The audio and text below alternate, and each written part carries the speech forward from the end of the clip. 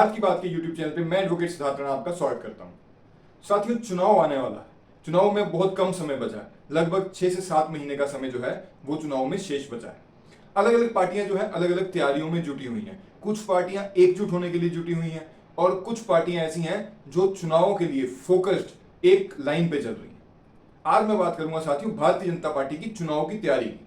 Bharatiya Janata party हर बारी election में कुछ ना कुछ नया ऐसा लेके आती है जिससे कि उसके विरोधी जो हैं उस वार को समझने में ही उनका पूरा चुनाव निकल जाता है।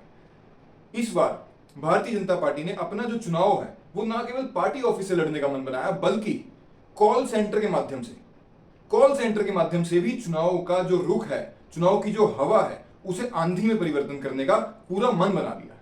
पार्टी ने सितंबर के अंत तक, इस महीने के अंत तक 250 से अधिक कॉल सेंटर स्थापित करने का लक्ष्य बना लिया है। यह बहुत बड़ा लक्ष्य है।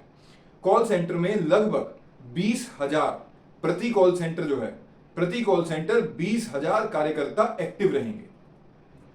साथियों, ये ऐसी बात है जो दूसरी जो पार्टियां हैं उनकी सोच से भी परे है। 20,000 के पास भारतीय जनता पार्टी के कार्यकर्ता जो हैं वो पर कॉल सेंटर एक्टिव रहेंगे और ऐसे 250 कॉल सेंटर पार्टी ने लक्ष्य ले लिया है और सितंबर के एंड तक बनाने जा रही है। ये कॉल सेंटर 24/7 24 घंटे 7 दिन जब तक चुनाव चलेगा तब तक एक्टिव रहेंगे।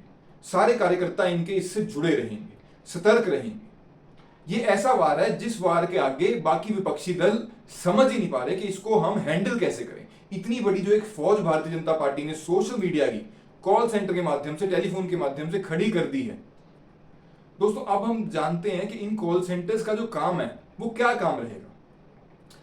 अब नॉर्मली हमने देखा है कॉल सेंटर्स क्या काम करते हैं, तो कस्टमर केयर के कॉल सेंटर होते हैं या फिर कोई लोन वाले कॉल सेंटर होते हैं, कुछ बेचने के लिए कॉल सेंटर होते हैं। पॉलिटिकल पार्टी का कॉल सेंटर, ये बड़ा ही नया सा एक विचार है। साथियों, ये जो कॉल सेंटर में जो कार्यकर्ता काम करेंगे ये 2 भाग में काम करेंगे, 2 टीमों में काम करेंगे। एक टीम जो है वो लगातार जनसंपर्क करेगी टेलीफोन के माध्यम से और उसमें जो भी पिछले 9 साल में योजनाएं रही हैं उन योजनाओं का डिटेल डिस्कशन जो है वो जनता के साथ स्थापित करने का प्रयास लगातार करेंगे। ये तो एक टीम का काम रहेगा।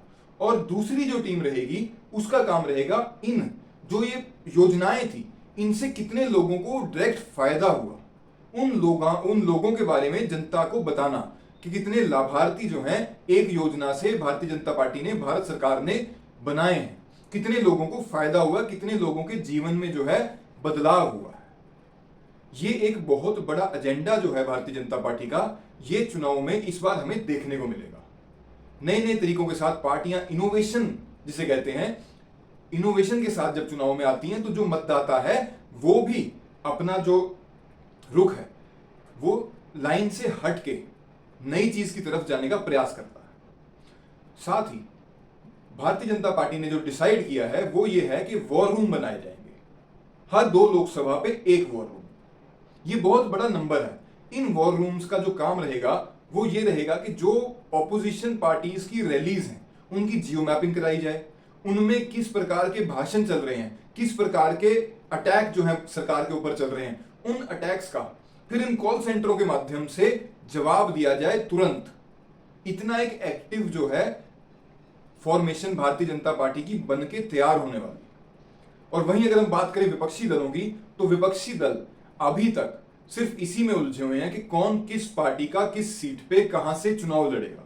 और अब तो कुछ कुछ बातें उनकी तरफ से खुल के बड़े नेता भी उनके स्पष्ट करने लगे हैं कि राज्यों में कुछ समस्याएं हैं लेकिन सेंट्रल लेवल पे हमारी समस्याएं कम है।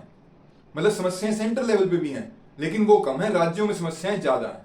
जैसे कि अब उदाहरण के तौर पे मैं आपको बताना चाहूंगा कि कांग्रेस की जो पंजाब की इकाई है वो समय समय पर वो कह रहे हैं भी हम आप पार्टी के अगेंस्ट लड़ेंगे, आप पार्टी वाली इकाई कह रही है भी हम कांग्रेस के अगेंस्ट लड़ेंगे। अगर कोई पॉलिटिकल पार्टी स्टेट में एक दूसरे के अगेंस्ट लड़ती है तो सेंटर में इकट्ठा लड़ेगी। मतलब इन पार्टियों को क्या लगता है कि आम जनमानस जो है, जो मतदाता है, वो इतनी सी बात को क्या समझ नहीं सकता। जिस जनता को हम जनार्दन कहते हैं, क्या वो जनता ये समझने में अक्षम है कि भाई एक पार्टी जो नीचे एक दूसरे के बैरी हैं वो ऊपर जाके कोलेट कर रहे हैं, कोलेशन कर रहे हैं, तो उनका पर्पस क्या है।